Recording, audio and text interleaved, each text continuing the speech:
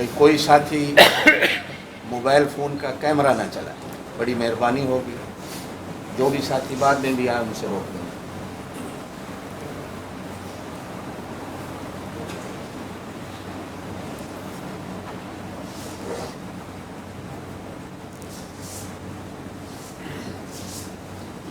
الحمد للہ وکفیٰ وسلام علی عبادہ الذین اصطفیٰ، اما بعد، اعوذ باللہ من الشیطان الرجیم، بسم اللہ الرحمن الرحیم۔ انا عرضنا الامانۃ علی السماوات والارض والجبال فابین ان یحملنها واشفقن منها وحملها الانسان انه كان ظلوما جهولا۔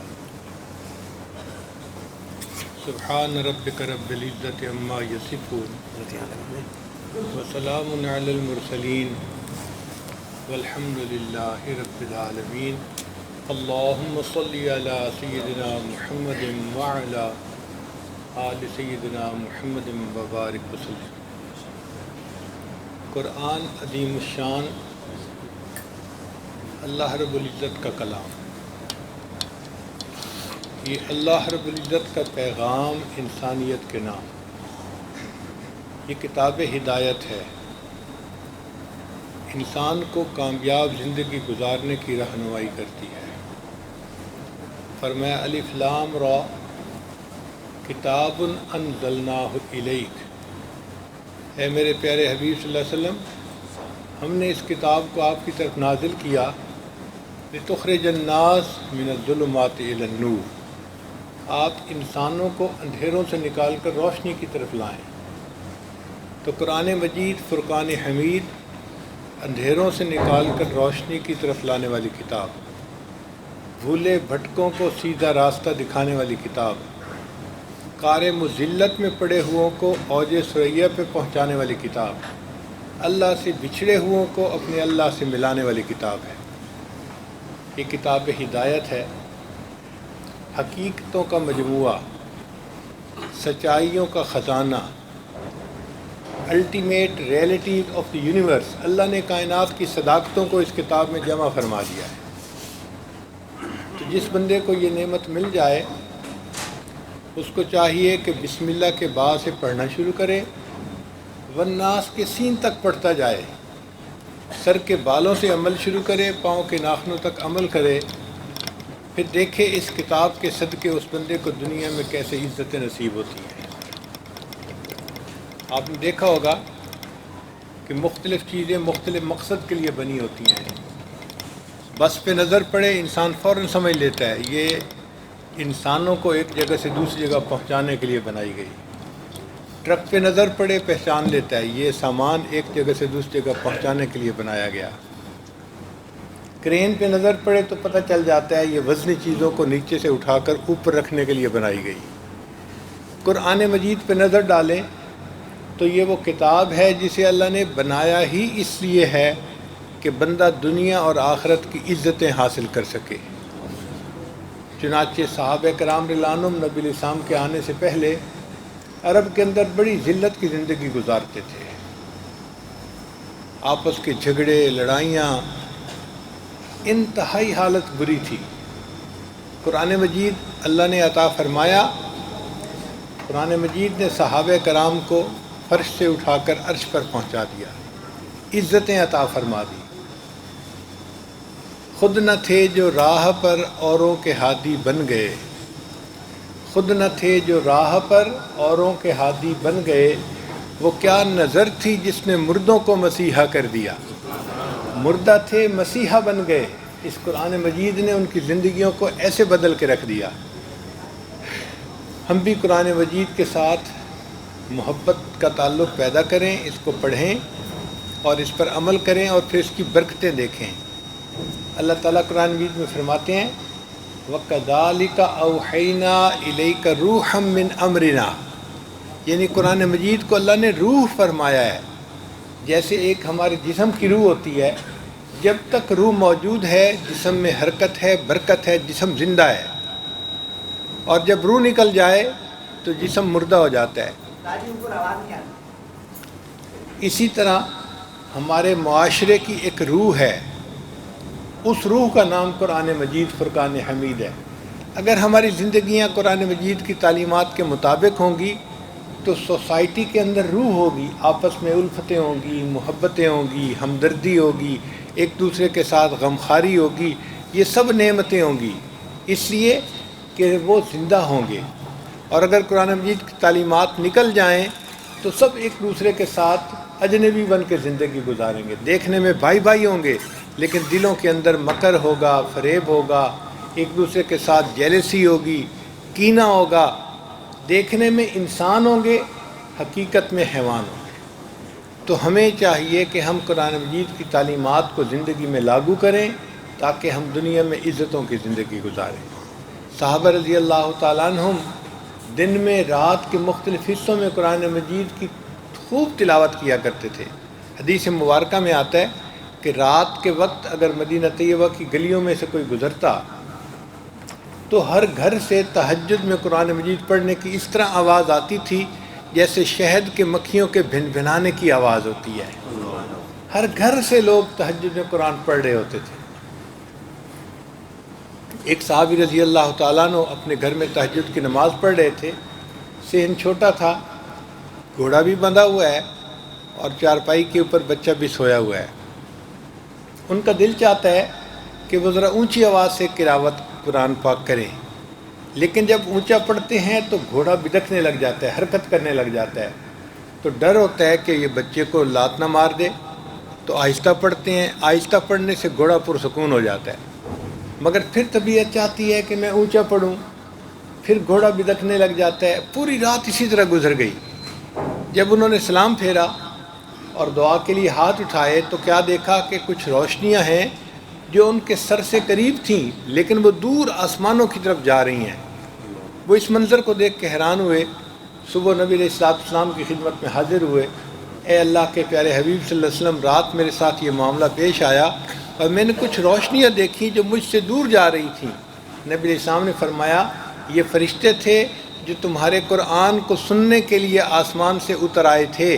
اگر تم قرآن پڑھتے رہتے تو مدینہ کے لوگ اپنی آنکھوں سے فرشتوں کو دیکھ لیتے. انسان جو کام خود نہ کر سکے کوئی دوسرا کرے نا تو اچھا لگتا ہے. مثال کے طور پہ ہم اچھی تلاوت نہیں کر سکتے تو جو کوئی اچھی تلاوت کرے گا نا وہ اچھا لگے گا کہ بھی کتنا اچھا قرآن پاک پڑھتا ہے. فرشتے قرآن مجید نہیں پڑھ سکتے، سن سکتے ہیں. یاد رکھنا، فرشتوں میں صرف جبرائیل علیہ السلام کو اللہ تعالیٰ نے یہ اجازت دی، استعداد دی کہ وہ قرآن پڑھتے بھی ہیں اور سنتے بھی ہیں.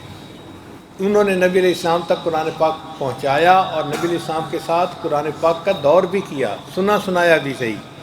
صرف جبرائیل علیہ السلام کو یہ نعمت ملی، باقی فرشتے پڑھ نہیں سکتے. پڑھنا صرف انسان کو اللہ نے عطا کیا. اس لیے جب کوئی انسان قرآن پاک پڑھتا ہے تو فرشتے شوق میں آ کے اس کے پاس بیٹھ کے اللہ کا قرآن سنتے ہیں. حدیث مبارکہ میں ہے کہ کچھ فرشتے تلاش کرتے ہیں کہ کہاں کوئی قرآن پڑھنے والا ہمیں مل جائے. تو جہاں کوئی بندہ قرآن پاک پڑھ رہا ہوتا ہے فرشتے اس کے پاس آتے ہیں، اس کے قریب ہوتے جاتے ہیں. حتیٰ کہ حدیث مبارکہ میں ہے کہ اتنا خوش ہوتے ہیں کہ قرآن پڑھنے والے کے جسم کے منہ کے ساتھ اپنا منہ لگا دیتے ہیں، یعنی اس کے لبوں کو بوسہ دیتے ہیں کہ ان لبوں سے قرآن پاک نکل رہا ہے، یہ کتنے خوش نصیب لوگ ہیں. آپ اندازہ لگائیے کہ اللہ کے فرشتے جس بندے کے منہ کو بوسہ دیں وہ کتنا خوش نصیب انسان ہوتا ہے.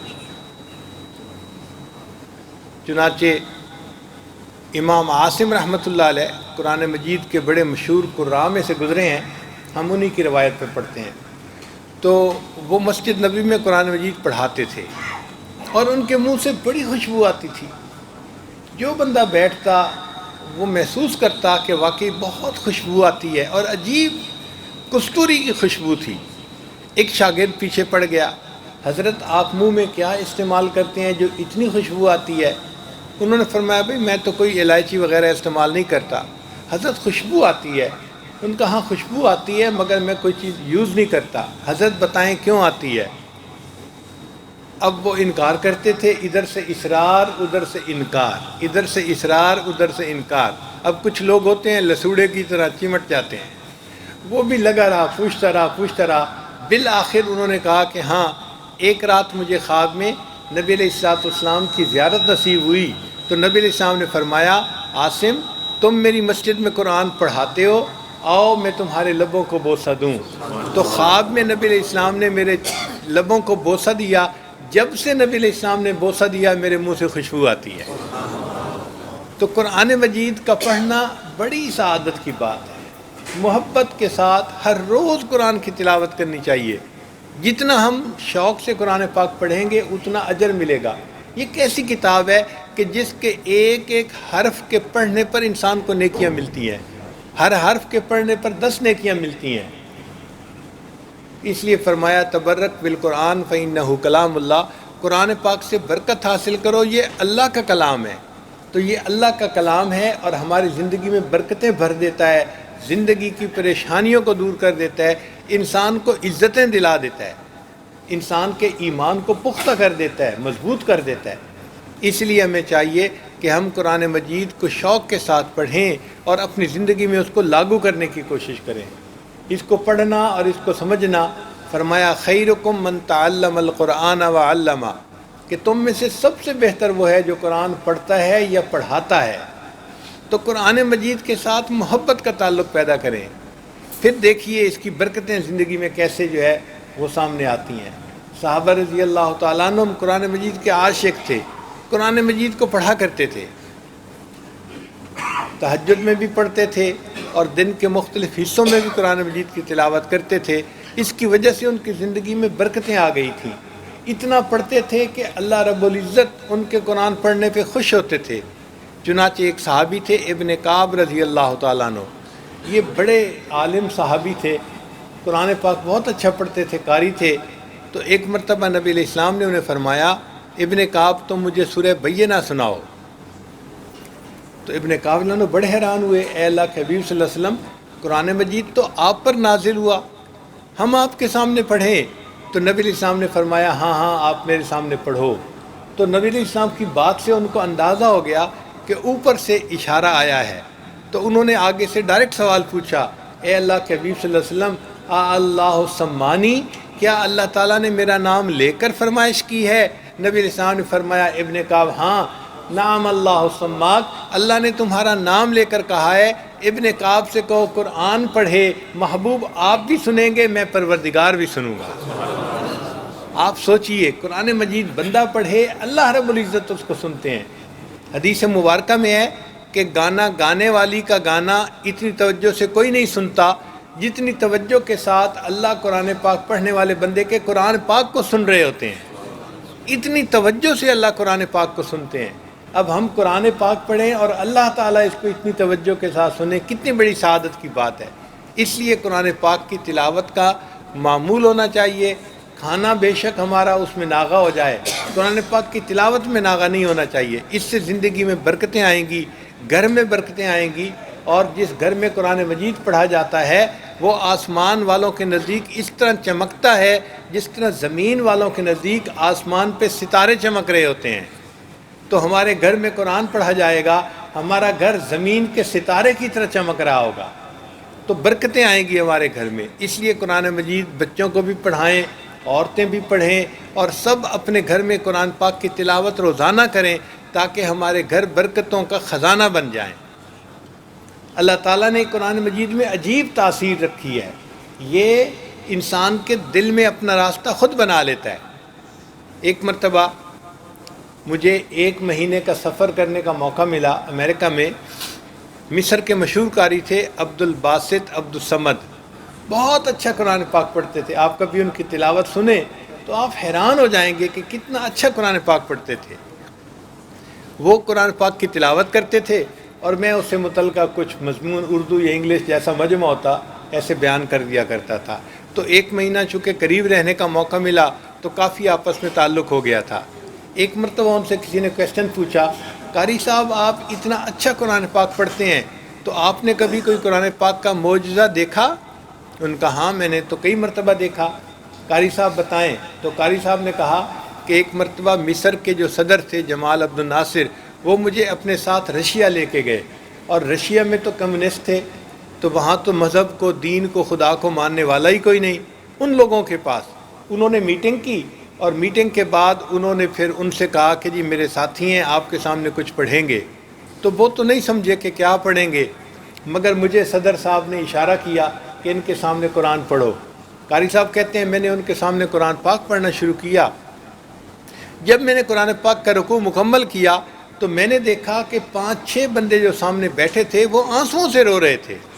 وہ لوگ جو خدا کو نہیں مانتے، جو قرآن کو نہیں مانتے، جو دین کو نہیں مانتے، ان کے دلوں پہ بھی اثر ہو رہا تھا۔ تو اس وقت صدر صاحب نے پوچھا کہ آپ لوگ رو کیوں رہے ہیں؟ وہ کہنے لگے کہ ہم تو نہیں سمجھتے کہ اس نے کیا پڑھا، لیکن اتنی بات ہے اس کلام میں کچھ تاثیر ایسی تھی کہ ہمارے دل پہ اثر ہوا اور ہماری آنکھوں سے خود بخود آنسو نکل آئے۔ جو خدا کے وجود کو نہیں مانتے، اگر ان کے دل پہ قرآن اثر ڈال دیتا ہے تو جو اللہ کو مانتے ہوں، ایمان والے لوگ ہوں، ان کے دلوں پہ کیا اثر ہوتا ہوگا۔ آپ دیکھیے دریاؤں کا راستہ کوئی نہیں بناتا، دریا اپنا راستہ خود بنا لیا کرتے ہیں۔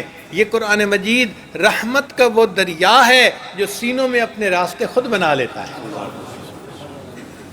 دل پہ اثر کرتا ہے بندے کے۔ قرآن عظیم الشان، اللہ کا فرمان، اس لیے ہمیں چاہیے کہ ہم اس کو پڑھیں، اس کو سمجھیں۔ اور قرآن مجید کو سمجھنا کوئی مشکل کام نہیں ہے، آسان کام ہے۔ اس کے سمجھنے کے 2 لیول ہیں۔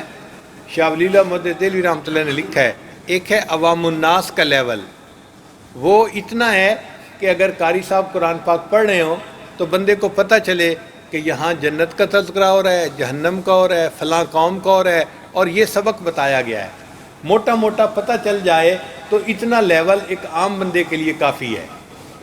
اور ایک ہے قرآن مجید کی گہرائیوں میں اتر کر اس میں سے مسائل کا استنباط کرنا، یہ علماء کا رتبہ ہے۔ اس کے لیے ان کو 10-12 سال مدارس میں لگانے پڑتے ہیں، 15-16 قسم کے علوم پڑھنے پڑتے ہیں، تب وہ تفسیر کا علم سمجھنے کے قابل ہوتے ہیں۔ یہ ان کا کام ہے، یہ ہر بندے کا کام نہیں ہے۔ چنانچہ جو پہلا لیول ہے اس کو حاصل کرنا بہت آسان۔ اللہ فرماتے ہیں وَلَقَدْ يَسَّرْنَا الْقُرْآنَ لِلذِّكْرِ فَهَلْ مِن مُدَّكِرٍ، تحقیق ہم نے قرآن کو سمجھنے کے لیے آسان کر دیا، ہے کوئی سمجھنے والا؟ تو قرآن مجید کو سمجھنا کوئی مشکل کام نہیں ہے، آسان کام ہے۔ جب اللہ فرماتے ہیں میں نے آسان کر دیا تو یہ آسان کام ہے۔ اب ذرا اس کی تفصیل سن لیجئے کہ آج کل تو قرآن مجید کمپیوٹر پہ آ چکا، اس کے ایک ایک لفظ کو گنا جا چکا ہے۔ قرآن مجید کے جو کل الفاظ ہیں وہ 84,000 فیو ہنڈریڈ ہیں، 84,000 ہیں کل الفاظ قرآن مجید کے، لیکن ان میں سے بہت سارے الفاظ ایسے ہیں جو بار بار استعمال ہوئے ہیں۔ مثال کے طور پہ اقیم الصلاۃ، آتوا الزکاۃ، یہ قرآن مجید میں 700 ٹائم استعمال ہوا۔ آپ ایک جگہ اس کا ترجمہ سیکھ لیں تو 700 ٹائم آپ کو پتہ ہوگا ترجمہ کیا ہے۔ اور کئی الفاظ یا ایھا الذین آمنو قرآن مجید میں 88 ٹائمز استعمال ہوا ہے۔ آپ ایک مرتبہ ترجمہ یاد کر لیں تو 88 ٹائمز آپ کو پتہ ہے کہ اس کا ترجمہ کیا ہے۔ تو بہت سارے الفاظ ہیں جو ریپیٹ ہوئے ہیں۔ اب وہ ریپیٹڈ الفاظ کو اگر ہم ایک لفظ سمجھیں تو جو مختلف الفاظ قرآن مجید میں استعمال ہوئے ہیں ان کی کل تعداد 2000 بنتی ہے، یعنی 2000 ڈیفرنٹ ورڈز کے ساتھ قرآن مجید اللہ نے بنا دیا ہے۔ تو کل الفاظ کی تعداد 2000 ہے۔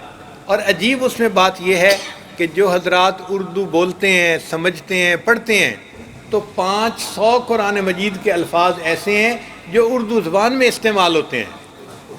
مثال کے طور پہ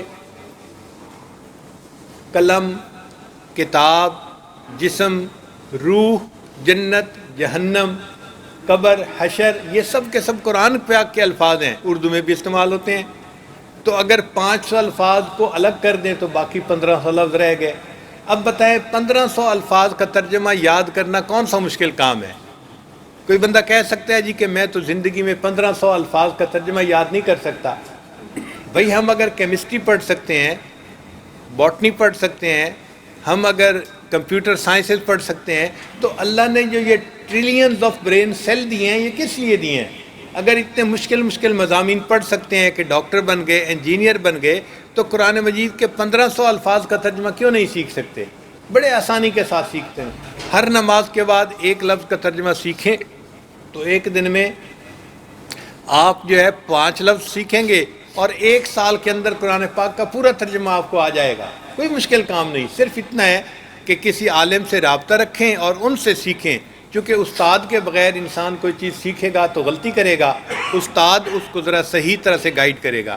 تو کسی عالم سے رابطہ کر کے ان الفاظ کا ترجمہ یاد کر لیجئے، آپ کو قرآن پاک کا ترجمہ یاد آ جائے گا۔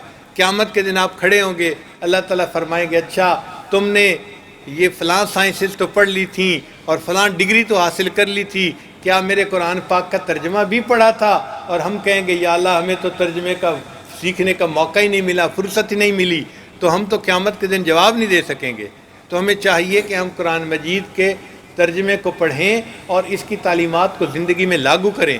جس بندے کی زندگی میں قرآن مجید کی تعلیمات آ گئیں وہ بندہ دنیا میں عزتیں پا جائے گا۔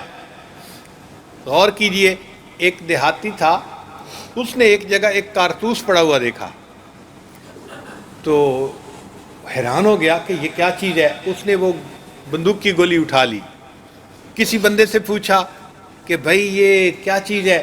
اس نے کہا ہو یہ تو بڑی خطرناک چیز ہے۔ اس نے کہا کیسے؟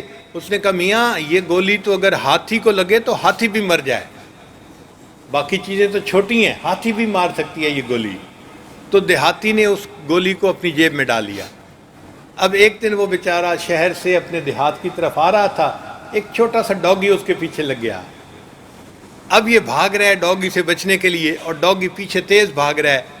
اچانک اس کو خیال آیا اور میرے پاس تو ایک گولی تھی جو ہاتھی کو مار سکتی ہے۔ اس نے وہ گولی جیب سے نکالی اور ڈاگی کو ماری۔ ڈاگی کو گولی تو کیا لگنی تھی، وہ اور بھاگا اس کو کاٹنے کے لیے۔ بڑی مشکل سے بیچارے نے جان بچائی اور اپنے گھر پہنچا تو وہ بندہ بھی مل گیا۔ اس نے کہا یار تم نے مجھے مس گائیڈ کیا تھا۔ اس نے کہا کیوں مس گائیڈ کیا تھا؟ کہ آپ نے تو کہا تھا کہ یہ گولی ہاتھی کو مارے تو ہاتھی مر جاتا ہے، ایک چھوٹا سا ڈاگی بھی نہ مرا، وہ تو میرے پیچھے اور بھاگا مجھے کاٹنے کے لیے، میں تو بڑی مشکل سے بچا۔ اس نے کہا خدا کے بندے، اس گولی کے اندر طاقت اتنی ہی تھی کہ ہاتھی کو بھی مار سکتی ہے، مگر طاقت کے ظاہر ہونے کا ایک طریقہ کار ہے۔ اس نے کہا کیا طریقہ کار ہے؟ اس نے کہا ایک مشین ہوتی ہے جسے بندوق کہتے ہیں، گن کہتے ہیں، اس کے اندر اس گولی کو ڈالا جائے اور پھر چلائی جائے، پھر اس کی طاقت ظاہر ہوتی ہے، پھر شیر سامنے آئے، ہاتھی سامنے آئے، یہ گولی اس کو اڑا دیتی ہے، مار دیتی ہے۔ ایسے تھوڑا گولی تم کسی پر پھینک دو گے تو اس پر ظاہر ہو جائے گی۔ تو اسی طرح قرآن مجید کے اندر طاقت ہے، لیکن طاقت ظاہر ہونے کا ایک طریقہ کار ہے۔ اگر گھر میں ہم قرآن مجید کو خوشبو لگا کے رکھ دیں گے تو قرآن مجید کی طاقت ظاہر نہیں ہوگی۔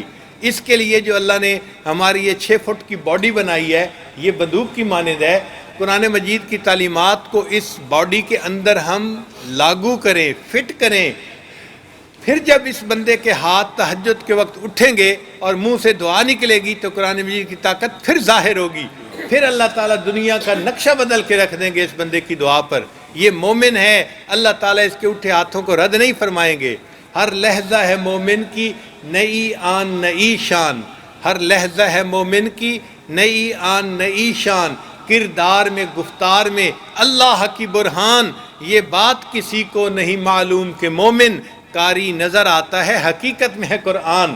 یہ بندہ قاری نظر آتا ہے، حقیقت میں جس طرح قرآن عزت والی کتاب ہے، یہ قرآن کا قاری بھی اللہ کی نظر میں ایسے عزت والا انسان بن جاتا ہے، اللہ اس کو عزتوں سے نوازتے ہیں۔ حضرت عثمان غنی رضی اللہ عنہ فرمایا کرتے تھے ان اللہ یرفع بہذا الکتاب اقواما، اللہ تعالیٰ اس کتاب کے ذریعے سے قوموں کو بلندی عطا فرماتے ہیں۔ جس فرد کی زندگی میں قرآن کی تعلیمات آ جائیں گی وہ فرد عزت پا جائے گا، جس قوم کی زندگی میں آ جائیں گی اللہ اس قوم کو عزتیں عطا فرمائیں گے۔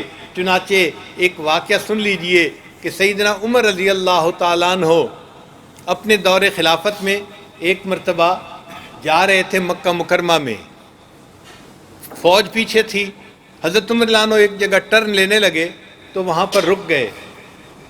اب گرمی کا موسم ہے، دھوپ ہے اور لوگ پسینے میں شرابور ہیں، اور چونکہ امیر لشکر کھڑے ہیں تو سب پیچھے کھڑے ہیں۔ ایک بندے نے کہا کہ امیر المومنین خیریت ہے، آپ کیوں دھوپ میں کھڑے ہو گئے؟ آپ کی وجہ سے اتنے لوگ کھڑے ہیں، ان کو تکلیف ہو رہی ہے۔ تو عمر رضی اللہ عنہ نے کہا کہ میں سامنے اس وادی کو دیکھ رہا ہوں، اس وادی میں اپنی ابتدائی جوانی میں اونٹ چرانے کے لیے آیا کرتا تھا، اور مجھے اونٹ چرانے کا طریقہ نہیں آتا تھا، میرے اونٹ خالی پیٹ واپس جاتے تھے، اور میرا والد خطاب مجھے ڈانٹتا تھا، کہتا تھا عمر تو کیا زندگی گزارے گا، ارے تجھے تو اونٹ بھی چرانے نہیں آتے۔ میں اپنے اس دور کو یاد کر رہا ہوں جب عمر کو اونٹ چرانے نہیں آتے تھے، اور آج اس وقت کو دیکھ رہا ہوں جب اسلام اور قرآن کے صدقے اللہ نے عمر کو امیر المومنین بنا دیا۔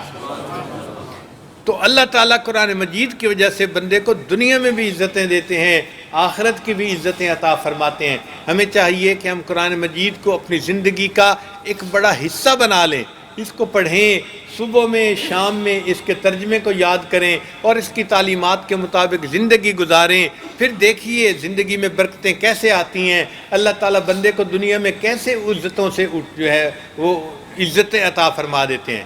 ہمارے حضرت رحمۃ اللہ فرماتے تھے تیرے ہاتھ میں ہو قرآن اور تو دنیا میں رہے پریشان، تیرے ہاتھ میں ہو قرآن اور تو دنیا میں رہے ناکام، تیرے ہاتھ میں ہو قرآن اور تو دنیا میں رہے غلام، غلامی نفس کی ہو، انسان کی ہو یا کسی کی ہو۔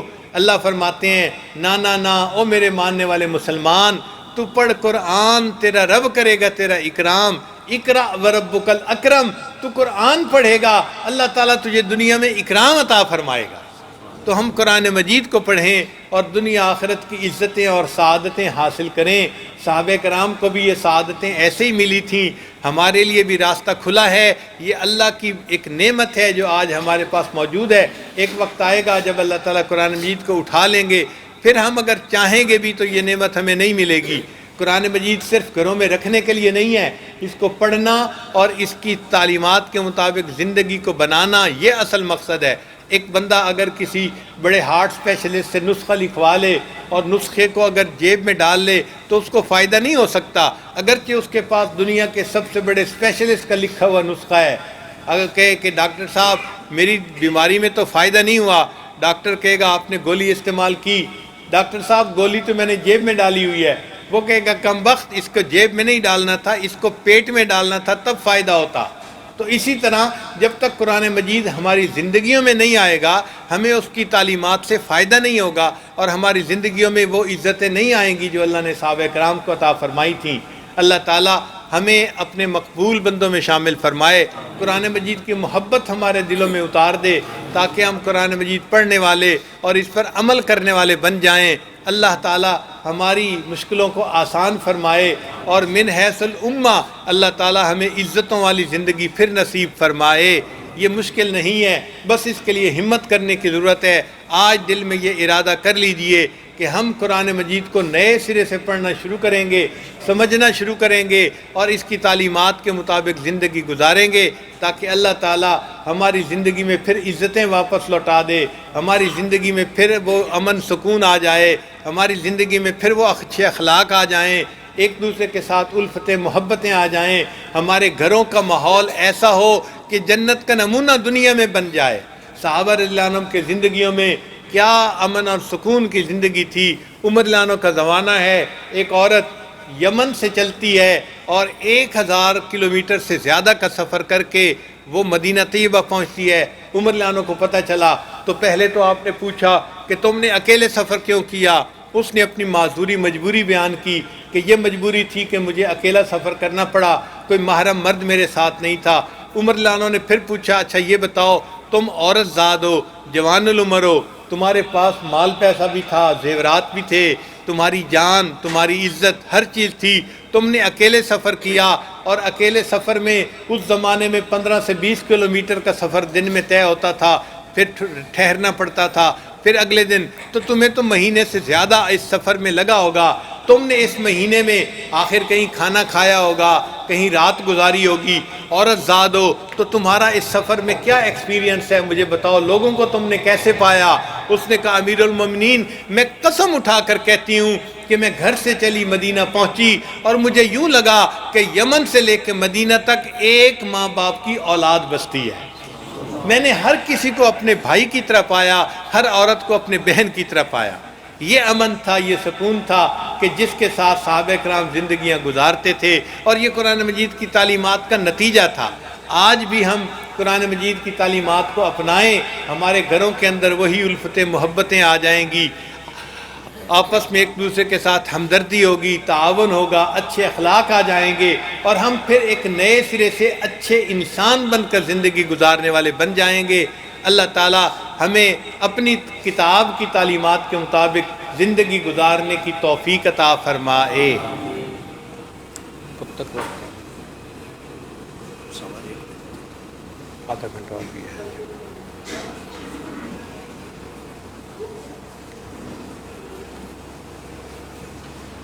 ایک ہوتا ہے مقناطیس، جہاں لوہا دیکھیں وہ مقناطیس کی طرف کھینچتا ہے، اسی طرح اللہ رب العزت نے دلوں کا مقناطیس قرآن مجید کو بنا دیا۔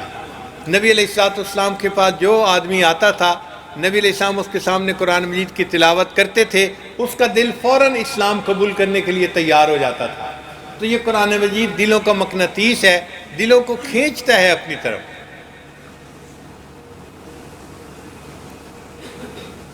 بس اتنی سی بات ہے کہ ہم نے اس کی حقیقت کو ابھی پہچانا نہیں ہے تو صحیح ہمارے ہاتھ میں، لیکن جیسے کسی دیہاتی کے ہاتھ میں ڈائمنڈ آ جائے تو اس کو پتہ ہی نہیں ہوتا کہ اس کی کیا قیمت ہے۔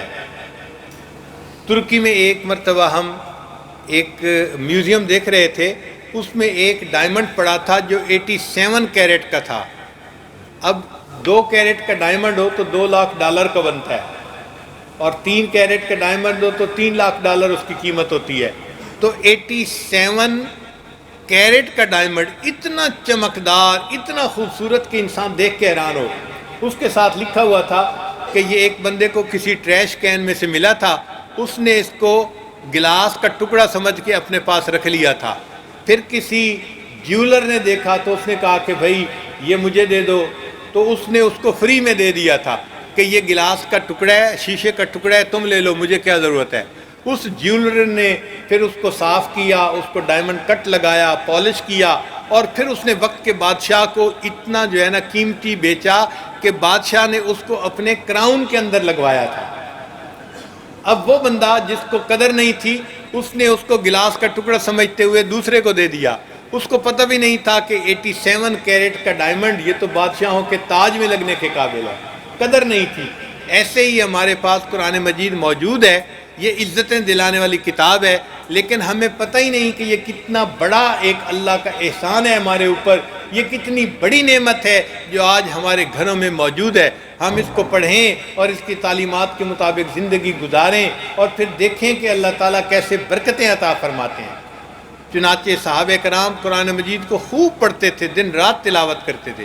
حضرت عثمان غنی عنہ فرمایا کرتے تھے، لو طہرت قلوبکم ما شبعتم من کلام ربکم، اگر تمہارے دل گناہوں کے اثرات سے پاک ہوتے تو تمہارا دل قرآن مجید پڑھنے سے کبھی بھی نہ بھرتا، ہر وقت قرآن پاک پڑھتے رہتے، دل ہی نہیں بھرتا۔ جس طرح ایک بچے کو آئس کریم دی جائے تو اس کا دل نہیں بھرتا، پیٹ بھر جاتا ہے، دل نہیں بھرتا، دل چاہتے ہے اور کھاؤں اور کھاؤں۔ ایسے ہی قرآن مجید کہ پڑھنے والے پڑھتے ہیں، دل چاہتے ہیں اور پڑھیں اور پڑھیں۔ آپ کبھی گرمی کے موسم میں اگر باہر سے اندر گھر میں آئیں اور آپ کو کوئی بہت خوبصورت اچھے ذائقے کا ایک شربت دے دیا جائے تو آپ اس کے ایک ایک گھونٹ کو لذت لے لے کے پیتے ہیں۔ قرآن مجید ایسا ہی ہے کہ اس کو آپ اگر پڑھنا شروع کریں گے سمجھ کر تو اس کی ایک ایک آیت کو آپ لذت لے لے کر پڑھیں گے، اتنا مزہ آئے گا اس کو پڑھنے میں، اتنا لطف آئے گا اس کو پڑھنے میں، دل نہیں بھرے گا، دل چاہے گا میں اس کو اور پڑھتا۔ چنانچہ سیدہ فاطمہ الزہرا رضی اللہ تعالیٰ عنہ کا واقعہ ہے، ایک رات عشاء کے بعد انہوں نے 2 رکعت نفل کی نیت باندھ لی۔ اب سردیوں کی لمبی رات تھی، قرآن پاک پڑھتی رہیں، اتنا لطف اتنا مزہ آیا کہ قرآن پاک پڑھتے پڑھتے پوری رات گزر گئی۔ جب انہوں نے سلام پھیرا تو پتہ چلا کہ فجر کا وقت ہونے کو قریب ہے، تو دعا کے لیے ہاتھ اٹھائے اور رو کر دعا مانگی، اللہ میں نے تو 2 رکعت کی نیت باندھی تھی، تیری راتیں کتنی چھوٹی ہیں کہ میری 2 رکعت میں تیری ساری رات ہی ختم ہو گئی۔ ان کو راتوں کے چھوٹا ہونے کا شکوہ ہوا کرتا تھا کہ راتیں چھوٹی ہیں، قرآن پاک پڑھتے پڑھتے رات ہی گزر جاتی ہے۔ امام اعظم ابو حنیفہ رحمۃ اللہ علیہ کا واقعہ ہے کہ وہ بھی رات کو قرآن پاک پڑھتے تھے اور عشاء کے وضو سے فجر کی نماز پڑھ لیا کرتے تھے۔ بعض لوگ سمجھتے ہیں کہ یہ بڑا مشکل کام ہے عشاء کے وضو سے فجر کی نماز پڑھنا، ہم تو عشاء کے وضو سے عشاء نہیں پڑھ پاتے، وہ عشاء کے وضو سے فجر کی نماز پڑھتے تھے۔ لیکن ایک مرتبہ ہمیں خود اس کا تجربہ ہوا، میں اپنے حضرت کی خدمت میں تھا، تو مری میں ایک ایسی جگہ ہے جہاں پر سال میں ایک رات ہوتی ہے جہاں وہ پورے ملک سے قراء کو بلاتے ہیں اور قرآن پاک کی تلاوت ہوتی ہے۔ رمضان کا مہینہ تھا، حضرت نے مجھے فرمایا مغرب کے بعد کہ آج وضو کر کے جلدی جانا ہے اور اگلی صف میں بیٹھنا ہے چونکہ مجمع زیادہ ہے۔ چنانچہ حضرت نے مغرب کی افطاری کی اور وضو کر کے مسجد کے اندر تشریف لے آئے، اور وہاں پر قراء حضرات تھے جنہوں نے قرآن پاک کی تلاوت کی۔ اس مصلی کی یہ خوبی ہے کہ تقریباً 35 سال گزر چکے تھے، 35 سال میں ایسے قراء وہاں تراویح پڑھاتے ہیں کہ جن میں سے کبھی کسی قاری کو لقمہ دینے کی ضرورت بھی پیش نہیں آئی، ایک مرتبہ اٹکن ہی پیش نہیں آتی، اتنا روانی سے قرآن پاک پڑھتے ہیں۔ تو خیر وہاں قرآن پاک پڑھنا شروع کیا، ساری رات اسی طرح قرآن پاک پڑھتے رہے۔ جب سحری میں 1 گھنٹہ باقی رہ گیا تو مسجد انتظامیہ نے اعلان کیا کہ بھئی سب کے لیے اجتماعی سحری کھانے کی تیاری ہے، صحن میں دسترخوان لگے ہیں، سب لوگ جلدی سے سحری کر کے روزے کی نیت کر لیں۔ چنانچہ اس وقت مجمع ہٹا اور انہوں نے سحری کرنی شروع کر دی۔ میں نے حضرت سے پوچھا، حضرت آپ مغرب کے آئے ہوئے ہیں، ابھی آپ ساتھ ہوٹل ہے کمرے میں جانا پسند کریں گے؟ وضو تازہ کرنا پڑے گا۔ تو حضرت نے فرمایا مجھے ضرورت نہیں ہے۔ حضرت نے وہیں پر لوگوں کے ساتھ سحری کا کھانا کھایا، حالانکہ جو شوگر کا مریض ہوتا ہے اس کو احتیاطی کھانا کھانا پڑتا ہے، عام کھانے سے شوگر بڑھ جاتی ہے، اور اس دن تو ویسے ہی پلاؤ پکا ہوا تھا اور اس سے تو شوگر بہت زیادہ بڑھتی ہے۔ حضرت نے وہی عام کھانا کھایا۔ جب کھانا کھا لیا تو کھانے کے بعد تو نوجوان کو بھی وضو کرنے کی ضرورت پیش آتی ہے۔ میں نے دوبارہ پوچھا، حضرت اب تو آپ نے کھانا بھی کھا لیا، وضو تازہ کرنے کے لیے کمرے میں جائیں گے؟ تو حضرت نے میری طرف دیکھ کے کہا، میرا وضو کوئی کچا دھاگا نہیں ہے، میرا وضو کوئی کچا دھاگا نہیں ہے۔ تو میں خاموش ہو گیا۔ حضرت نے اسی وضو کے ساتھ پھر فجر کی نماز پڑھی۔ میرا خیال یہ تھا کہ حضرت فجر کی نماز پڑھنے کے فوراً بعد کمرے میں جائیں گے اور جا کے پھر وضو تازہ کریں گے، چونکہ مغرب کا وضو کیا ہوا ہے، ساری رات گزر گئی۔ حضرت نے فجر کی نماز پڑھی اور مصلی اور پھر ممبر کے اوپر بیٹھ گئے اور فرمانے لگے قراء حضرات کو، ساری رات آپ نے مجھے قرآن سنایا ہے، اب میں آپ کو قرآن سناؤں گا۔ اور حضرت نے قرآن مجید کے فضائل کے اوپر درس دینا شروع کر دیا۔ میرا خیال تھا کہ 5 منٹ کی تعلیم، 10 منٹ کی تعلیم حضرت ختم کر دیں گے، مگر حضرت پہ تو ایسا جذبہ تھا کہ قرآن پاک پڑھ رہے تھے، آیتیں پڑھ رہے تھے، حتیٰ کہ اشراق کا وقت ہو گیا۔ پھر حضرت نے سب کو کہا کہ اشراق پڑھو، اشراق پڑھا، اشراق کی نماز پڑھی، اور اس کے بعد ہم کمرے میں آئے اور حضرت نے وضو کی تجدید کی۔ لوگ کہتے ہیں عشاء کے وضو سے فجر کی نماز، ہم نے 90 سال کے بوڑھے کو جو شوگر کا بھی مریض ہے مغرب کے وضو سے اشراق کی نماز پڑھتے اپنی آنکھوں سے دیکھا ہے۔ آپ کو کیا پتہ اللہ والوں کو اللہ کیا کیا توفیقیں دے دیتے ہیں۔ تو امام اعظم رحمۃ اللہ کے 40 سال کا معمول ایسا رہا۔ امام شافعی رحمۃ اللہ علیہ فرماتے ہیں کہ میں ایک مرتبہ مکہ مکرمہ سے مدینہ طیبہ گیا، مجھے درمیان میں راستے میں 16 دن لگے اور میں نے 16 دنوں میں 16 مرتبہ قرآن مجید کو مکمل پڑھ لیا۔ ہم عمرے کے سفر پہ جاتے ہیں اور 15 دن میں ایک قرآن پاک مکمل کر کے نہیں آتے، اور وہ 16 دن میں 16 مرتبہ قرآن پاک پڑھ لیتے ہیں۔ تو جن کو محبت کا تعلق ہوتا ہے ان کا دل نہیں بھرتا، ان کا جی چاہتا ہے پڑھتے رہیں، اور واقعی قرآن پاک سے ان کو لطف اور مزہ آتا ہے۔ کاش کہ ہم اس قرآن پاک کے مزے کو جان لیتے۔ اس کی مثال یوں سمجھیں، ایک چھوٹا بچہ ہو تو اس کو بسکٹ کھانے کا مزہ زیادہ آئے گا، اور اس کو اگر کہا جائے کہ تمہاری شادی ہو گئی، تم جاؤ بیوی کے ساتھ ٹائم گزارو، تو اس کو ادھر کوئی اٹریکشن نہیں ہوگی۔ اور ایک جوان بندے کو کہیں کہ بھائی آج تم گھر بیوی کے پاس نہ جاؤ، ہم تمہیں بسکٹ دے دیتے ہیں، آپ بسکٹ کھا لیں، تو وہ مسکرائے گا کہ بیوی کے ساتھ وقت گزارنا کیا اور بسکٹ کیا، مجھے یہ کہہ رہے ہیں۔ ہمارا یہی حال ہے. ہم چونکہ قرآن مجید کے مزے سے واقف نہیں، ہم روحانی طور پہ بالغ نہیں، ہمیں اس مزے کا پتہ ہی نہیں، اس لیے ہم دنیا کے جو ہے وہ چھوٹی چھوٹی چیزوں کے مزوں کو جانتے ہیں، کھانے پینے کے، قرآن مجید کے مزے سے ناواقف ہیں اور زندگی گزارتے پھر رہے ہیں. اگر ہم واقف ہوتے تو قرآن مجید کی تلاوت کے بغیر ہمیں چین نہ آتا، ہمیں سکون نہ آتا. ہم دن اور رات میں قرآن مجید کی تلاوت کرتے اور اس کی تعلیمات کے مطابق اپنی زندگی کو گزارتے. یہ قرآن مجید کی لذت بھی کسی کسی کو نصیب ہوتی ہے. سنیے، قرآن مجید میں اللہ تعالیٰ فرماتے ہیں کہ لا یمسہ الا المطہرون، کہ قرآن مجید کو وہی ہاتھ لگا سکتا ہے جو پاک ہوتا ہے. اگر کوئی آدمی ناپاک ہے، جب تک غسل نہیں کرے گا، یا بے وضو ہے، جب تک وضو نہیں کرے گا، قرآن مجید کو ہاتھ نہیں لگا سکتا. تو جس طرح ایک ناپاک آدمی قرآن مجید کے ظاہر کو ہاتھ نہیں لگا سکتا، جس کا دل گناہوں کی وجہ سے ناپاک ہوتا ہے، وہ قرآن مجید کے علوم و معارف تک رسائی حاصل نہیں کر سکتا، اس لیے کہ دل ناپاک ہے، دل کے اندر غیر کی محبت ہے، دل کے اندر گناہوں کے اثرات ہیں.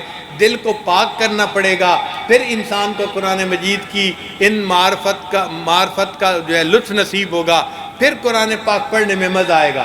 چنانچہ امام شافعی رحمۃ اللہ علیہ ایک مسئلہ قرآن مجید سے ڈھونڈنا چاہتے تھے. ان کے حالات زندگی میں لکھا ہے، ایک مسئلہ ڈھونڈنے کی خاطر انہوں نے 300 مرتبہ قرآن مجید کو مکمل پڑھا. ایک مسئلہ ڈھونڈنے کے لیے 300 مرتبہ قرآن مجید کو شروع سے آخر تک پڑھا. اتنا مزہ آتا تھا ان کو قرآن پاک کے پڑھنے میں. کاش کہ اللہ تعالیٰ ہمیں بھی قرآن مجید کا یہ لطف اور مزہ عطا فرمائے. جو پڑھنے والے ہوتے ہیں یا جن کو لطف اور مزہ آتا ہے، ان کی تو کیفیت ہی کچھ اور ہوتی ہے. میں نے اپنی زندگی میں 2 ایسے استادوں سے قرآن مجید پڑھا جو قرآن مجید کے عاشق تھے، اور واقعی ایک جو تھے وہ تو سادہ قرآن پاک پڑھتے تھے، بوڑھے تھے، مگر ان کا معمول تھا ایک قرآن مجید روزانہ پڑھنے کا. روزانہ فجر کے بعد قرآن مجید کی تلاوت شروع کرتے تھے اور عصر کے وقت وہ قرآن مجید کو مکمل ختم کر لیا کرتے تھے. ختم قرآن کی دعا کیا کرتے تھے، روزانہ کی بات ہے. اور ان کو جب دیکھو وہ خاموش بیٹھے ہوتے تھے، منہ ہل رہا ہوتا تھا، قرآن مجید پڑھ رہے ہوتے تھے. میری عمر بہت چھوٹی تھی، یہ وہ عمر تھی کہ جب مجھے پورے محلے کا ملٹیپل ویزا ہر گھر کا حاصل تھا. جس گھر میں چلے جاتے، چونکہ 2-3 سال عمر تھی، ہر گھر میں لوگ مجھے پیار کرتے، محبت دیتے، کھانے کو دیتے، اور مجھے ہر گھر میں جانے کی اجازت تھی محلے کے. تو میں استاد سے پڑھا کرتا تھا. ایک دفعہ ان کے گھر میں بیٹھا ہوا تھا تو ان کی بیٹی آئی جس کی نئی نئی شادی ہوئی تھی، وہ دلہن بنی ہوئی تھی اور اپنے والد کو 1 ہفتے کے بعد ملنے کے لیے آئی. آ کے پاس بیٹھی، استاد جی ان کو ملے اور پاس بیٹھ کے استاد جی نے پوچھا، بیٹی خیریت سے ہو، ٹھیک ہو؟ اس نے کہا ہاں میں ٹھیک ہوں، خوش ہوں اپنے گھر میں. پھر اس کے بعد وہ اپنا قرآن پاک پڑھنے لگ گئے. تو بیٹی نے تھوڑی دیر کے بعد کہا، ابو جی آپ کو ملنے کے لیے اتنا دور سے آئی ہوں، آپ مجھ سے کوئی بات ہی نہیں کر رہے. استاد جی نے فرمایا، بیٹا میں تم سے کیا بات کروں، خیریت تو پوچھ لی ہے، اب فارغ وقت میں تمہیں اللہ کا قرآن پڑھوں گا نا. تو قرآن پڑھتے رہتے تھے ہر وقت، عصر کے وقت قرآن پاک ختم کرتے تھے. اور جو دوسرے استاد تھے وہ بڑے قاری تھے، اللہ نے ان کو کوئل کی آواز دی تھی، قرآن مجید پڑھتے تھے، دل مو لیا کرتے تھے. ان کو بھی اللہ نے قرآن مجید کا عجیب عشق عطا فرمایا تھا. ان کے شاگرد پورے شہر کے اندر رمضان میں مصلی سنایا کرتے تھے. ایک مرتبہ رمضان مبارک کی بات ہے کہ مسجد میں عشاء کے بعد سب شاگرد اکٹھے ہوئے. ان کی عادت تھی کہ ہر شاگرد کو اپنے پاس تراویح کے بعد بلاتے تھے، کارگزاری سنتے تھے، کیا ہوا، کوئی سجدہ صاحب تو نہیں آیا، کتنی غلطیاں آئیں، جو مقتدی تھے وہ کہیں اوفینڈ تو نہیں ہو گئے، غصے تو نہیں ہوئے، کوئی مسئلہ تو نہیں ہوا. ہر شاگرد سے پوچھ کے اس کو گائیڈ کیا کرتے تھے. تو ایک مرتبہ ایک شاگرد نے کہہ دیا، حضرت آج تو رمضان کی 25ویں رات ہے، یعنی آڈ نائٹ ہے، تو شب قدر ہونے کا بھی اس میں جو ہے وہ احتمال ہے. تو استاد جی نے کہا، ہاں میری 4 رکعت تراویح کی رہتی ہیں، میں تراویح کی نیت کر لیتا ہوں اور تم لوگ میرے پیچھے نفل کی نیت کر لو. تدائی کے بغیر اگر اس طرح جماعت کروا دی جائے تو وہ جائز ہوتی ہے. چنانچہ استاد جی نے نیت کر لی اور ہم نے ان کے پیچھے نفل کی نیت کر لی. قرآن پڑھتے رہے. اتنا مزہ کے ساتھ قرآن مجید وہ پڑھ رہے تھے اور سننے والوں کو اتنا مزہ آ رہا تھا کہ ہم پیچھے کھڑے قرآن پاک سن رہے تھے. سنتے سنتے آپ حیران ہوں گے کہ ہمیں اس وقت کا احساس ہوا جب انہوں نے 29 پارے مکمل کر کے رکوع کیا، ایک رکعت کے اندر 29 پارے کی تلاوت کی، اور ہمارے جسم تو اکڑ چکے تھے، میں تو چھوٹا تھا، بچہ تھا، اور جسم یعنی رکوع کی طرف، رکوع کے لیے جسم دورہ ہی نہیں ہو رہا تھا، مجھے اپنے آپ کو مجبور کر کے رکوع کرنا پڑا۔ پھر انہوں نے دوسری رکعت میں 30واں پارہ پڑھا اور 2 رکعت میں قرآن پاک پڑھ کے انہوں نے شاگردوں کو الوداع کر دیا۔ تو جو قرآن مجید کے عاشق ہوتے ہیں ان کے لیے 2 رکعت میں پورا قرآن پاک پڑھنا کوئی مشکل نہیں ہوتا، ہمارے لیے ایک پارہ پڑھنا مشکل ہوتا ہے، ایک صفحہ پڑھنا مشکل ہوتا ہے، ہم کہتے ہیں جی بوجھ محسوس ہوتا ہے، یہ بوجھ ہوتا ہے گناہوں کی وجہ سے۔ کاش گناہوں کے اثرات دل پہ نہ ہوتے تو ہمیں بھی قرآن پاک پڑھنے کا لطف اور مزہ آتا، ہم بھی قرآن پاک کو انجوائے کرتے، اور ہم تمنا کرتے کہ رات ہم اللہ کا قرآن پڑھنے کے لیے مصلی کے اوپر کھڑے رہیں۔ جس طرح دلہا اپنی دلہن سے ملاقات کے لیے رات کا منتظر رہتا ہے، ہمارے اسلاف قرآن مجید پڑھنے کے لیے رات کے ایسے منتظر رہا کرتے تھے، اور قرآن مجید کو رات کو اللہ کے حضور پڑھا کرتے تھے، اور اللہ تعالیٰ ایسے بندوں کے قرآن پاک کو قبول فرماتے ہیں اور اس پر ان کو بہت اجر اور ثواب عطا فرماتے ہیں۔ تو ہمیں چاہیے کہ قرآن مجید کے ساتھ محبت پیدا کریں، اس کو پڑھنے اور سمجھنے کی کوشش کریں، اس کی تعلیمات کے مطابق اپنی زندگی کو بنائیں، تاکہ اللہ تعالیٰ ہمیں قرآن مجید کی تعلیمات پر عمل کرنے والوں میں شامل فرمائے۔ اس سے دنیا کی بھی عزتیں ملتی ہیں، اس سے آخرت کی بھی عزتیں ملتی ہیں۔ حدیث مبارکہ میں ہے قیامت کے دن قرآن مجید اپنے پڑھنے والے کے لیے شفاعت کرے گا، اے اللہ اس بندے نے مجھے دن میں رات میں پڑھا، اے اللہ اس کو جہنم سے بچا کے جنت عطا فرما دیجئے، اگر جنت عطا نہیں کرنی تو مجھے اپنے کلام میں سے نکال دیجئے۔ حدیث مبارکہ میں ہے کہ قرآن مجید ایسا جھگڑالو ہے، اللہ سے اپنی بات منا کر رہے گا، اور قرآن مجید پڑھنے والے کو اللہ رب العزت جنت عطا فرما دے گا۔ اور جو قرآن مجید کا حافظ ہوگا اللہ اس کو فرمائیں گے جنت میں ایک ایک آیت پڑھتا جا، جنت کا ایک ایک درجہ چڑھتا جا، ورتل کما کنت ترتل فی الدنیا، جیسے دنیا میں ٹھہر ٹھہر کے مزے لے لے کے پڑھتا تھا، ایک ایک آیت پڑھ اور جنت کا ایک ایک درجہ چڑھتا جا۔ جہاں قرآن ختم ہوگا حافظ قرآن کو اللہ جنت میں وہ درجہ عطا فرما دے گا۔ تو آپ سوچئے کہ قرآن مجید کا حفظ کرنا کتنی بڑی نعمت ہے، اور ہر حافظ قرآن اپنے گھر کے 10 بندوں کو اپنے ساتھ جنت لے کے جا سکے گا جن کے اوپر جہنم لازم ہو چکی ہوگی، ان لوگوں کو۔ آپ دیکھیں ایک گھر کے اندر تقریباً 10 بندے ہوتے ہیں، اگر گرینڈ پیرنٹس 2 اور ماں باپ 2 تو 4 بندے یہ ہو گئے، اور 6 بچے ایک گھر میں اگر ہوں تو 10 بندے بنتے ہیں، یعنی ایک فیملی میں عام طور پہ 10 بندے ہوتے ہیں، کبھی کم ہوتے ہیں کبھی زیادہ، جن کی اولاد کم ہوئی ان کے کم ہو گئے، جن کی زیادہ ہوئی تھوڑے سے زیادہ ہو گئے۔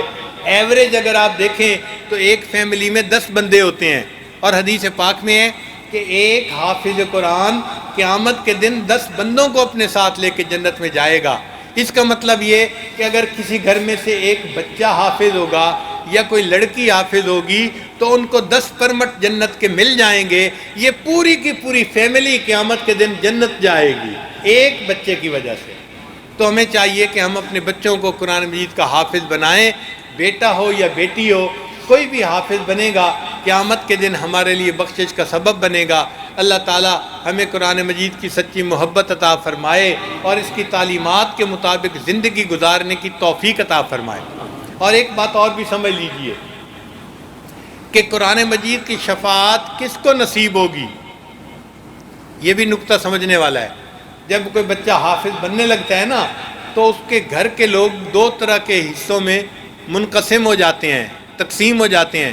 کئی ہوتے ہیں جو اس کو مورلی سپورٹ کرتے ہیں، بچے تم بڑا اچھا کر رہے ہو، اللہ تمہیں عزتیں دے، اللہ تمہیں خوشیاں دے، اللہ آسانی فرمائے، میرا دل خوش ہو گیا کہ تم قرآن مجید کے حافظ بن رہے ہو، اس کو سپورٹ کرتے ہیں، کہتے ہیں بہت اچھا۔ اور کچھ ایسے ہوتے ہیں جو منہ بناتے ہیں، حافظ بن رہے ہو، کیا کرو گے حافظ بن کے، تم سکول نہیں پڑھتے، تمہارے 2 سال ضائع ہو جائیں گے، تم اپنے کلاس فیلو سے پیچھے رہ جاؤ گے۔ وہ ان کو نیگیٹیوٹی اس کے دل میں ڈالتے ہیں، ان کو الٹا ڈسکریج کرتے ہیں۔ تو یاد رکھیے جو لوگ حافظ قرآن بچے کو ڈسکریج کرنے والے ہیں، یہ اپنے آپ کو قیامت کے دن اس کی شفاعت سے محروم کرنے والے ہیں، یہ ڈسکوالیفائی کر دیتے ہیں، ان کو قیامت کے دن شفاعت نہیں ملے گی، یہ تو راضی نہیں تھے اس کے قرآن پڑھنے پہ، ان کو کیا شفاعت ملے گی؟ شفاعت صرف ان کو ملے گی جو حافظ بچوں کو انکریج کرنے والے ہوں گے، ان کو محبت سے، پیار سے سپورٹ کرنے والے ہوں گے، یہ قیامت کے دن اس بچے کی شفاعت کے مستحق بنیں گے اور اللہ تعالیٰ ان کو جنت عطا فرمائیں گے۔ پھر ایک بات اور ذہن میں رکھیے کہ ایک ہے قرآن مجید کا حافظ بننا، ایک ہے عالم بننا۔ عالم بننے پہ 8 سال لگتے ہیں اور انسان عالم بن جاتا ہے، لیکن حدیث مبارکہ میں ہے کہ عالم کو اللہ تعالیٰ قیامت کے دن 400 بندوں کی شفاعت کی اجازت عطا فرمائیں گے، وہ 400 بندوں کو ساتھ لے کے جا سکیں گے۔ اب دیکھیں اگر ایک فیملی کے بندے 10 ہیں تو 40 فیملیز مل کے ایک برادری بنتی ہے۔ ہم نے دیکھا ہے کہ جو کلوز برادری سمجھی جاتی ہے نا، وہ 40 گھر ہوتے ہیں، خوشی غمی میں ان کی شرکت ہوتی ہے، آنا جانا ہوتا ہے، صحت بیماری میں ایک دوسرے کے ساتھ تعاون کرتے ہیں، وہ تقریباً 40 گھر ہوتے ہیں، باقی نام کی برادری ہوتی ہے، کلوز انٹریکشن نہیں ہوتا۔ تو اگر 40 گھر مل کے ایک برادری بنتی ہے اور پوری برادری میں ایک عالم ہوا اور ہر فیملی میں 10 بندے ہوئے تو 400 بندے، یعنی ایک عالم اپنی پوری برادری کو لے کے جنت میں جا سکے گا۔ ایک حافظ ہوگا تو پورے گھرانے کو لے کے جنت میں جائے گا، ایک عالم ہوگا پوری برادری کو لے کے جائے گا، اور اگر وہ عالم دین کا کام کرنے والا ہوگا، دین کی محنت کرنے والا ہوگا، دین کی نشر و اشاعت کا کام کرنے والا ہوگا، پھر اللہ تعالیٰ اس کو اور زیادہ پرمٹ عطا فرمائیں گے۔ حدیث مبارکہ میں اللہ تعالیٰ ایک عام بندے سے خوش ہوتے ہیں، اس کے لیے جنت میں گھر بنا دیتے ہیں، اور جب اللہ تعالیٰ کسی عالم سے خوش ہوتے ہیں اس کے لیے جنت میں شہر آباد فرما دیتے ہیں۔ بھائی شہر کی کیا ضرورت ہے اس عالم کو؟ فرمایا اس لیے کہ اب اس سے محبت کرنے والے، اس کے شاگرد، اس کے مرید بہت ہیں، تو المرء مع من احبا، اب اس سے محبت کرنے والے ہم اس کے ساتھ کر دیں گے۔ یہ اپنے ساتھ ایک بندے کو نہیں، 400 بندوں کو نہیں، پورے شہر کی آبادی کو اپنے ساتھ لے کر جنت میں جائیں گے۔ تو قرآن مجید کی تعلیمات پر زندگی گزار کر ہم دنیا میں بھی عزتیں پا سکتے ہیں، آخرت کی بھی عزتیں پا سکتے ہیں۔ اللہ تعالیٰ ہمیں قرآن مجید کی سچی محبت عطا فرمائے اور ہمیں قرآن مجید کے اشاق میں قیامت کے دن کھڑا فرمائے۔ وآخر دعوانا ان الحمد للہ رب العالمین۔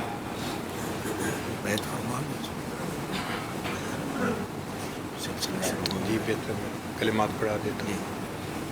حضرت فرما رہے ہیں کہ تھوڑا سا ٹائم ہے تو اس میں توبہ کے کلمات پڑھا دیے جائیں۔ سب حضرات دل میں یہ نیت کر لیں کہ ہم پچھلے سب گناہوں سے سچی پکی توبہ کر رہے ہیں اور آئندہ نیکوکاری کی زندگی گزارنے کا دل میں ارادہ کر رہے ہیں۔ جیسی نیت ہوتی ہے ویسی مراد مل جاتی ہے، تو نیت کر لیجئے کہ اللہ ہمیں آئندہ سچی اور سچی زندگی گزارنے کی توفیق عطا فرما۔ یہ عاجز توبہ کے کلمات پڑھے گا، آپ سچے دل کے ساتھ پیچھے پیچھے پڑھتے جائیے۔ بسم اللہ الرحمن الرحیم، لا الہ الا اللہ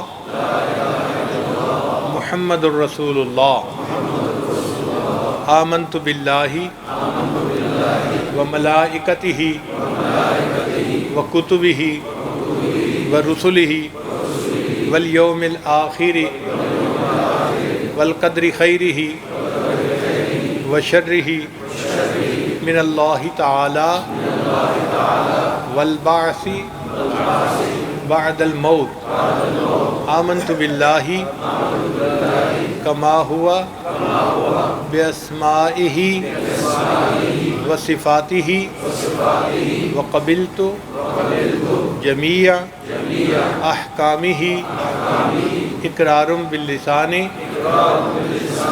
وتصدیق بالقلب، اشہد ان لا الہ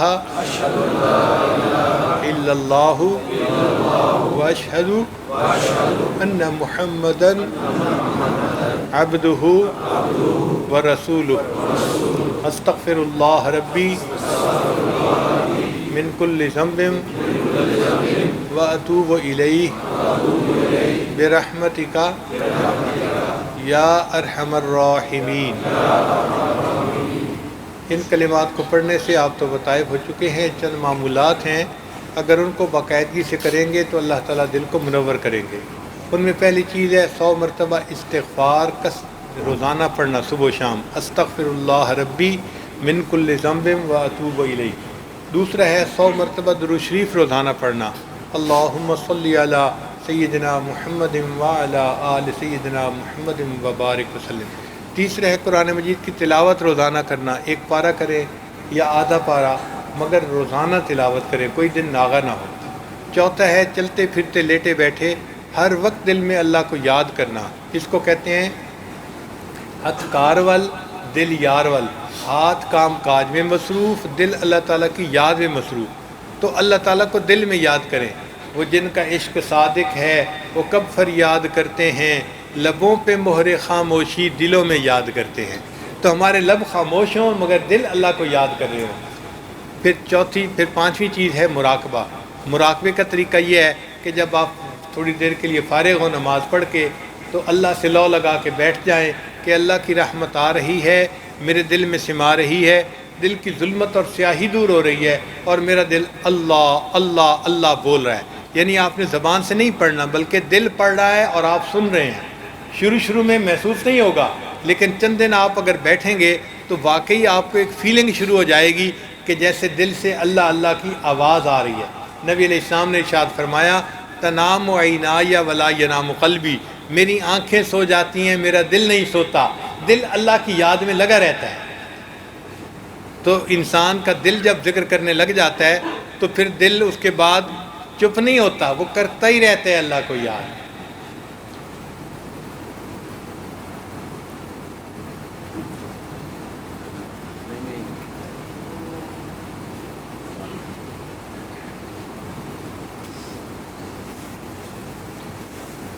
جزاکم اللہ احسن الجزا۔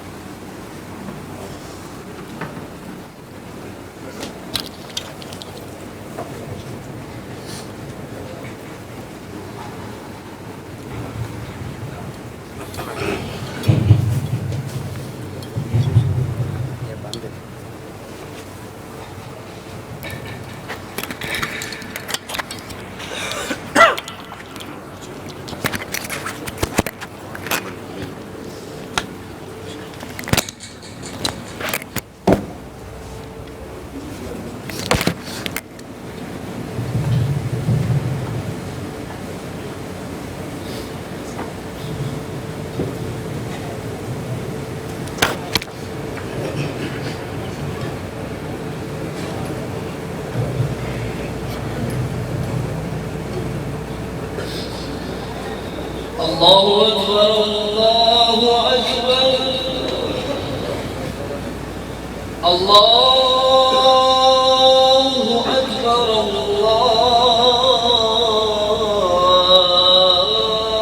الله أكبر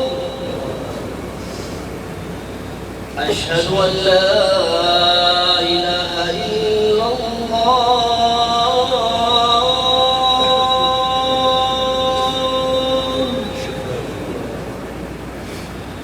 أشهد أن لا إله إلا الله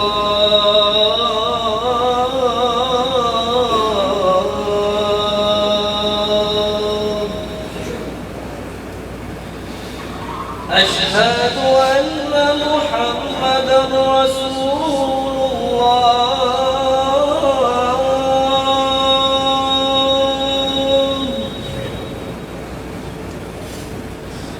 أشهد أن محمدا رسول الله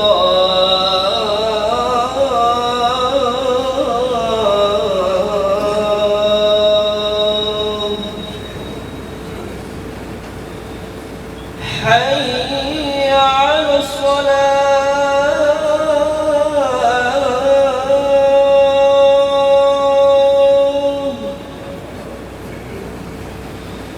حي على الصلاة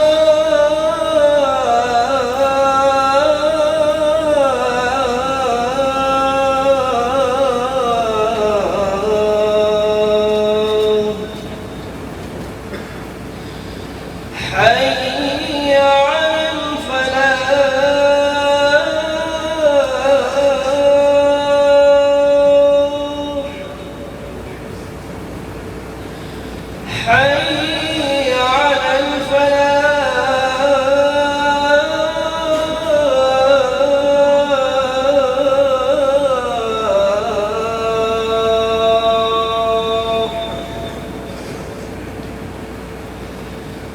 الله أكبر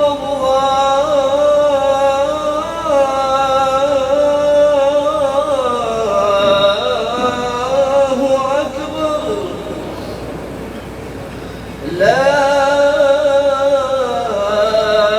إله إلا الله.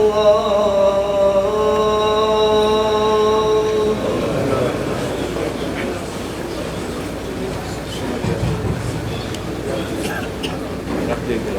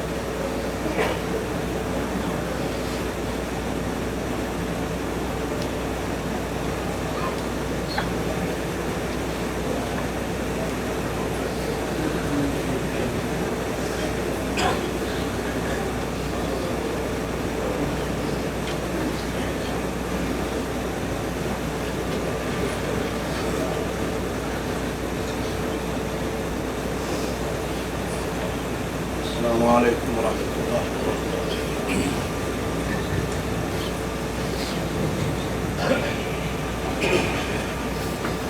الله أكبر الله أكبر الله أكبر الله أكبر أشهد أن لا إله إلا الله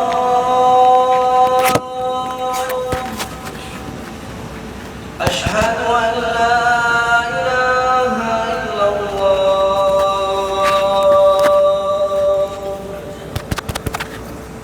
أشهد أن محمدا رسول الله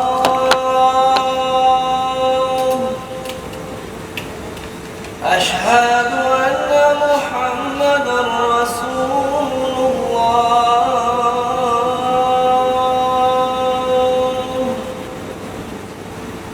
حي على الصلاة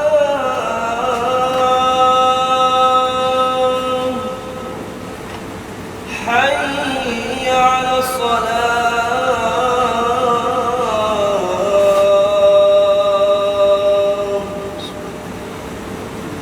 حي على الفلاح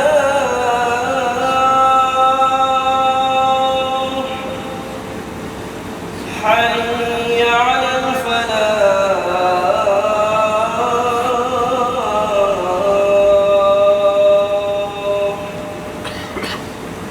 الله أكبر الله أكبر لا إله إلا الله.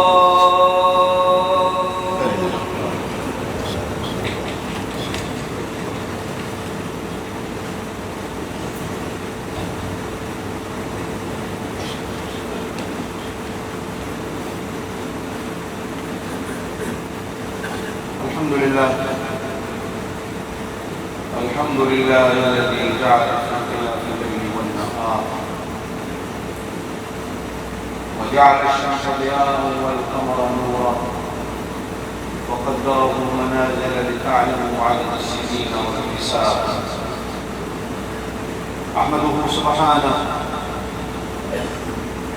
واشكره على نواله وإفضاله. أشهد أن لا إله إلا الله الحق المبين هو الأول والآخر والظاهر والباطن وهو بكل شيء عليم. وأشهد أن نبينا وقدوتنا وشفيعنا وإمامنا محمدا عبد الله ورسوله الحق المبين. أما بعد أيها المسلمون اتقوا الله تعالى فقد أمركم بالتقوى في كل حال وفي كل مجال. يقول سبحانه وتعالى وإياي فاتقون.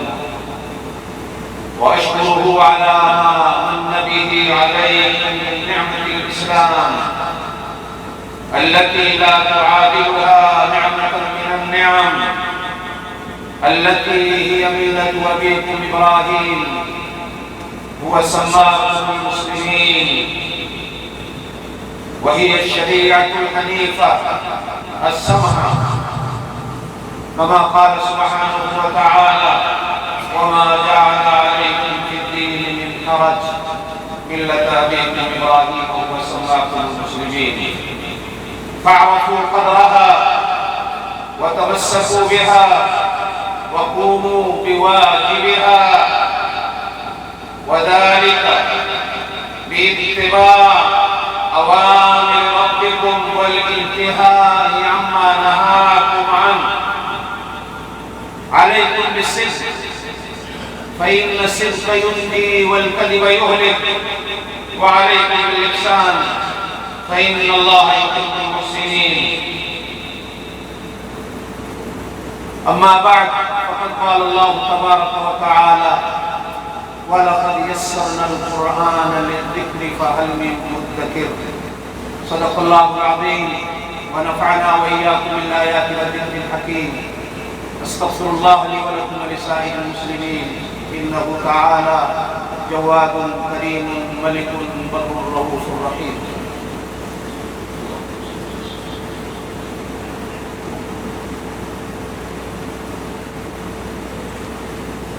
الحمد لله وكفى والصلاة والسلام على سيد الرسل وخاتم الأنبياء وعلى آله وأصحابه الذين اصطفى. أما بعد، أعوذ بالله من الشيطان الرجيم. إن الله وملائكته يصلون على النبي يا أيها الذين آمنوا صلوا عليه وسلموا تسليما.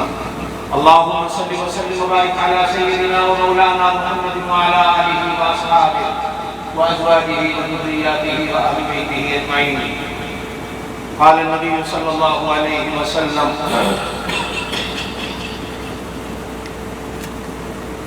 اللهم انصر الإسلام والمسلمين، اللهم أيد الإسلام والمسلمين، اللهم أعز الإسلام والمسلمين، اللهم أذل الشرك والمشركين، اللهم دمر أعداءك أعداء الدين. إن الله يأمر بالعدل والإحسان وإيتاء ذي القربى وينهى عن الفحشاء والمنكر والبغي يعظكم لعلكم تذكرون. اذكروا الله يذكركم وادعوه يستجب لكم ولذكر الله تعالى أعلى وأولى وأجل وأتم وأهم وأكبر والله يعلم ما تصنعون. صدق الأستاذ.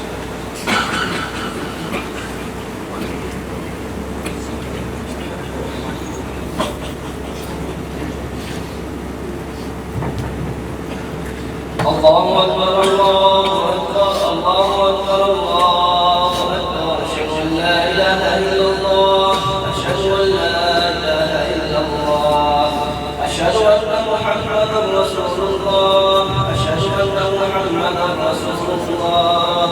حي على الصلاة حي على الصلاة حي على الفلاح حي على الفلاح.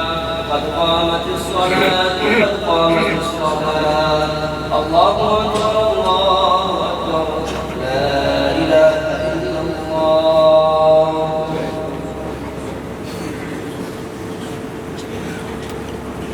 صفوں کو استاذ پہلے اگلی صف کو پورا کرنا ہے، سب کے درمیان جگہ خالی ہے. اللہ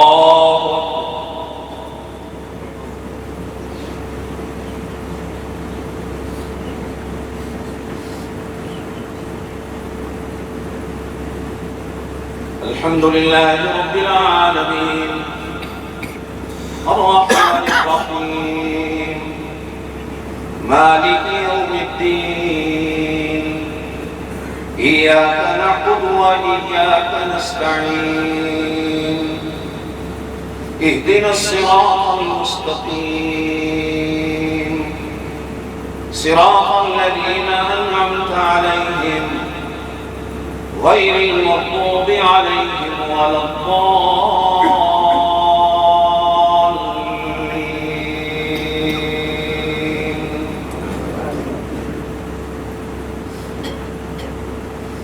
إن في خلق السماوات والأرض واختلاف الليل والنهار لآيات لأولي الألباب الذين يذكرون الله قياما وقعودا وعلى جنوبهم ويتفكرون في خلق السماوات والأرض ربنا ما خلقت هذا باطلا سبحانك فقنا عذاب النار.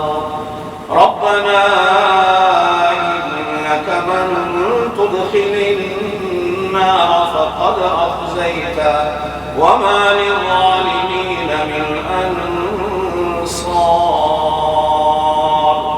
ربنا إننا سمعنا مناديا ينادي للإيمان أن آمنوا بربكم فآمنا. ربنا فاغفر لنا ذنوبنا وكفر عنا سيئاتنا وتوفنا مع الأبرار.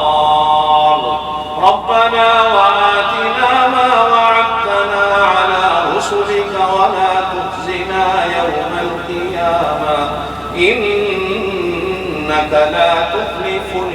الميعاد فاستجاب لهم ربهم أني لا أضيع عمل عامل منكم من ذكر أو أنثى بعضكم من بعض فالذين هاجروا وأخرجوا من ديارهم وأوذوا في سبيلي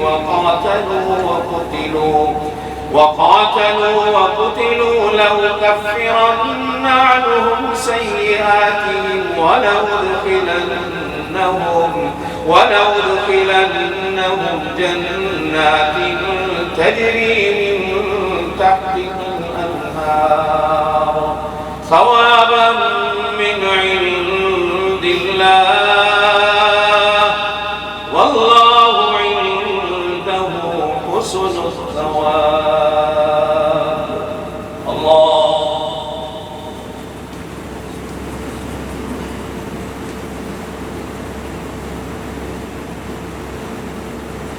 سمع الله لمن حمده. الله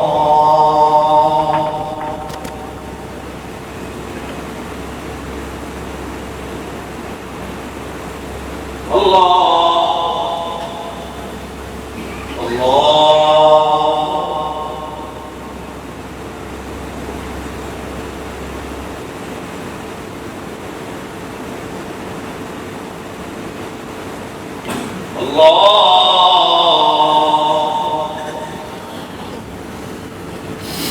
الحمد لله رب العالمين الرحمن الرحيم مالك يوم الدين إياك نعبد وإياك نستعين اهدنا الصراط المستقيم صراط الذين أنعمت عليهم غير المغضوب عليهم ولا الضالين.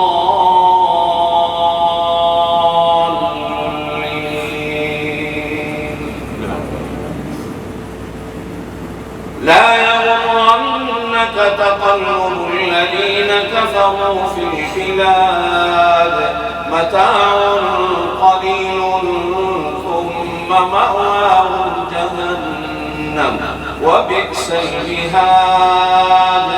لكن الذين اتقوا ربهم لهم جنات تجري من تحتها الأنهار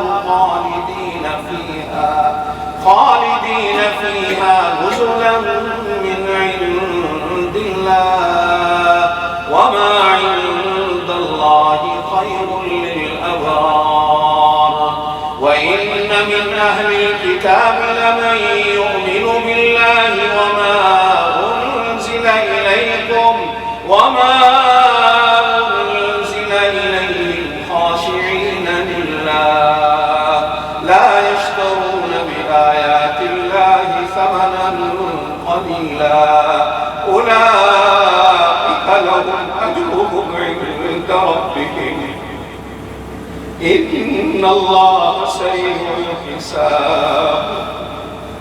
يا أيها الذين آمنوا اصبروا وصابروا ورابطوا واتقوا الله لعلكم تفلحون. الله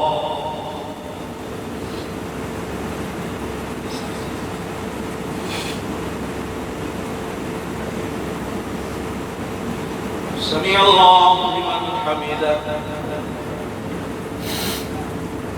الله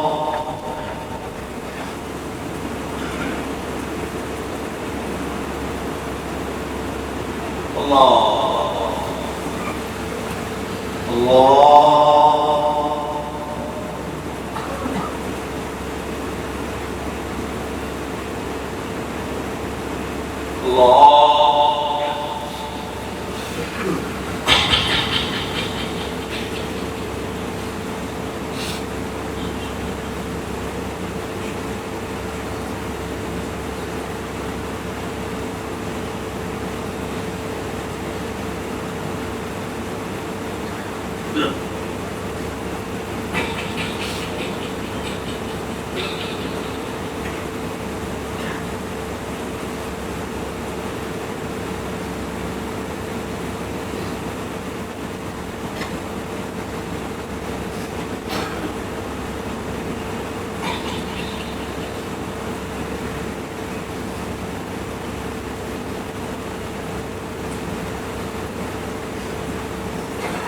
السلام عليكم ورحمة الله. السلام عليكم ورحمة الله.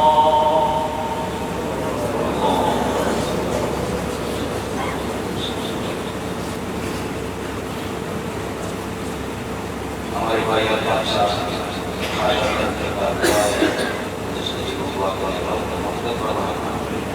حاجی محمد امین اور قومی دینے والے بدائی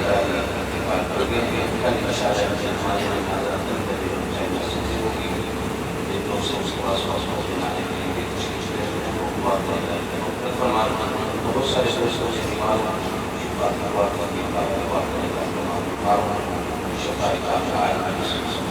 اللهم صل وسلم وبارك على مولانا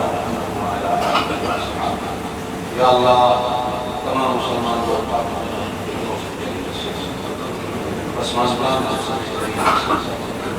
یا اللہ بیماروں کو شفا دعا تمام بیماروں کو شفا یا اللہ یا اللہ اپنے محبوب صلی اللہ علیہ وسلم کی ساری امت پر یا اللہ ہمارے گناہوں کو نہ دے اپنی رحمت کی طرف دیکھتے ہوئے ہم تمام یا اللہ ہم خطاکار ہیں